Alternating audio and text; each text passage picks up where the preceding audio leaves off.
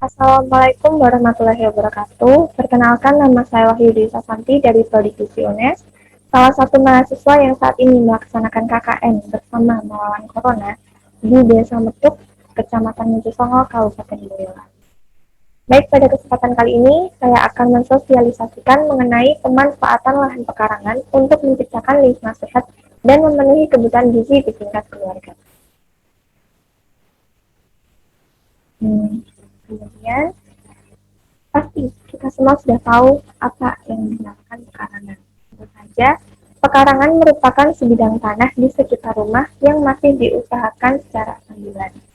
Pekarangan juga dapat digunakan untuk berkebun dan usaha tani lainnya. Selain itu, pekarangan dapat dimanfaatkan untuk menghasilkan bahan makanan sebagai tambahan hasil tawar dan tekannya.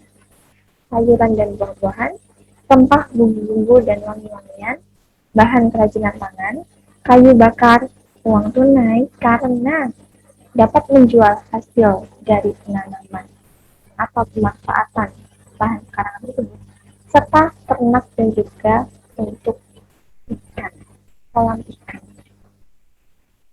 Halaman rumah sebaiknya ditanami tanaman yang bermanfaat, seperti sayur-sayuran, tanaman untuk obat-obatan seperti apotek hidup, pohon rindang sebagai peneduh, dan lain-lain.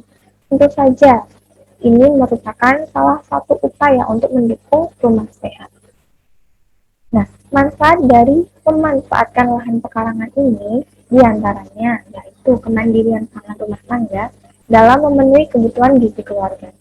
Yang kedua, konservasi tanaman-tanaman pangan maupun pakan termasuk perkebunan, hortikultura untuk masa depan yang akan datang. Yang ketiga, kesejahteraan petani dan masyarakat memanfaatkan kawasan rumah tangga lestari. Kemudian, pemanfaatan kebun di desa agar menjamin kebutuhan masyarakat akan hidup terpenuhi. Dan yang terakhir, antisipasi dampak perubahan iklim.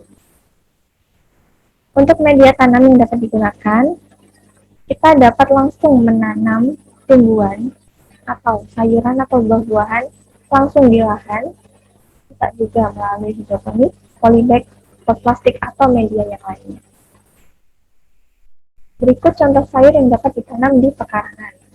Ada 4, yaitu sayuran buah, sayuran daun, sayuran bunga, dan sayuran umbi. Sayuran buah terdiri dari cabai, kapri, kecipir, tomat, buncis, dan lain-lain. Kemudian sayuran daun seperti kangkung, bayam, sawi, bawang daun, ubi, selada, seledri, dan juga kemangi. Sayuran bunga seperti kol, brokoli, dan juga bunga pepaya. Dan sayuran umbi seperti wortel, kentang, bawang merah, bawang putih, lobak, dan tanaman. Kemudian buah-buahan yang dapat ditanam di pekarangan. Ya, biasanya buah ini lebih banyak ditanam di dalam pot karena perkembangan lahan pekarangan yang semakin tinggi. Tanaman ini dinamakan tabulampot. Nah, tabulampot juga memiliki kelebihan antara lain unik dan menarik, buahnya cepat dipanen, dan mudah untuk dipindah lokasikan. Contoh buahnya seperti sawo, kelengkeng, anggur, rambutan, jambu air, jambu biji, buah naga, jeruk nipis, mangga, delima, dan juga alpukat. Kemudian, apa hubungan antara pemenuhan gizi di tingkat keluarga dengan pemanfaatan lahan pekarangan?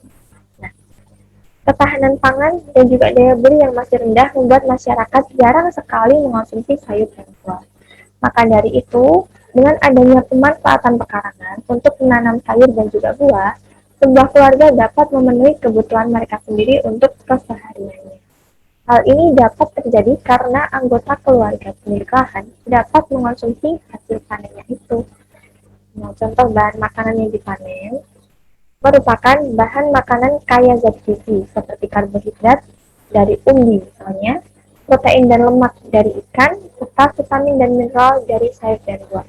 Tentu saja, secara perlahan kebutuhan gizi keluarga akan meningkat meski membutuhkan sedikit waktu. Tapi hal ini sangat mendukung supaya penggunaan gizi di tingkat keluarga.